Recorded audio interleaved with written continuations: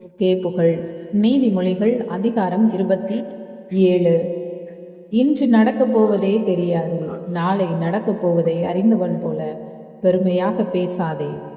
உன்னை உன்னுடைய வாயல்ல மற்றவர்களுடைய வாய் புகழட்டும், உன் நாவல்ல வேறொருவர் நா போற்றட்டும். கல்லும் மணலும் பழுவானவை, உன் மூடர் தரும் தொல்லையோ இவ்விரண்டையும் விட பழுவானது. சினம் கொடியது, சீற்றம் பெருவெள்ளம் போன்றது. ஆனால் பொறாமையின் கொடுமையை எதிர்த்து நிற்க யாரால் இயலும்? வெளிப்படுத்தப்படாத அன்பை விட குற்றத்தை வெளிப்படையாக கண்டிக்கும் கடிந்துரையே மேல். நண்பர் கொடுக்கும் அடிகள் நல் நோக்கம் கொண்டவை, பகைவர் தரும் முத்தங்களோ வெறும் முத்த பொழிவே. வயிறார உண்டவர் தேனையும் உதறி தள்ளுவார், பசி உள்ளவருக்கோ கசப்பும் இனிக்கும்.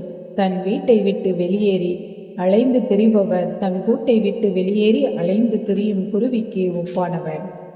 நறுமண தைலம் உள்ளத்தை மகிழ்விக்கும், கனிவான அறிவுரை மனத்திற்கு திடமளிக்கும். உன் நண்பரையும் உன் தந்தையின் நண்பரையும் கைவிடாதே. உனக்கு இடுக்கண் வரும் காலத்தில் உடன் பிறந்தான் வீட்டிற்கு செல்லாதே. தொலையில் இருக்கும் உடன் பிறந்தாரை விட அண்மையில் இருக்கும் நண்பரே மேல். பிள்ளாய், நீ ஞானமுள்ளவனாகி என் மனத்தை மகிழச் செய், அப்பொழுது நான் என்னை பழிக்கிறவருக்கு தக்க பதிலளிப்பேன். எதிரில் வரும் இடரை கண்டதும் வேகமுள்ளவர் மறைந்து கொள்வார், அறிவற்றோர் அதன் எதிரே சென்று கேட்டுக்கு ஆளாவர். அந்நியருடைய கடனுக்காக பிணையாக நிற்கிறவனுடைய ஆடையை எடுத்துக்கொள், அதை அந்த கடனுக்காக பிணைய பொருளாக வைத்து.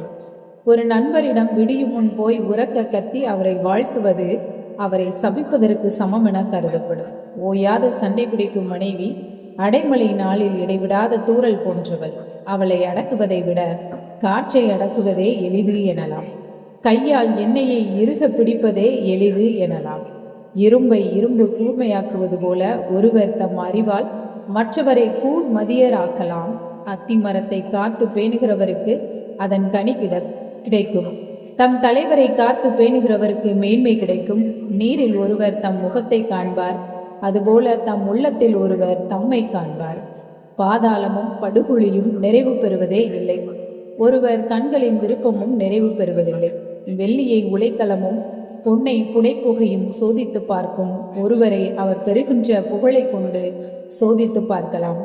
மூடனை உரலில் போட்டு உலக்கையால் நொய்யோடு நொய்யாக குத்தினாலும் அவனது மடமை அவனை விட்டு நீங்காது. உன் ஆடுகளை நன்றாக பார்த்துக்கொள், உன் மந்தையின் மேல் கண்ணும் கருத்துமாய் இரு. ஏனெனில் செல்வம் எப்போதும் நிலைத்திராது, சொத்து தலைமுறை தலைமுறையாக நீடித்திருப்பதில்லை. புல்லை அறுத்த பின் இளம்புல் முளைக்கும், மலையில் முளைத்துள்ள புல்லை சேர்த்துவை. ஆடுகள் உனக்கு ஆடை தரும், வெள்ளாட்டு கிடாயை விற்று விளைநிலம் வாங்க இயலும்.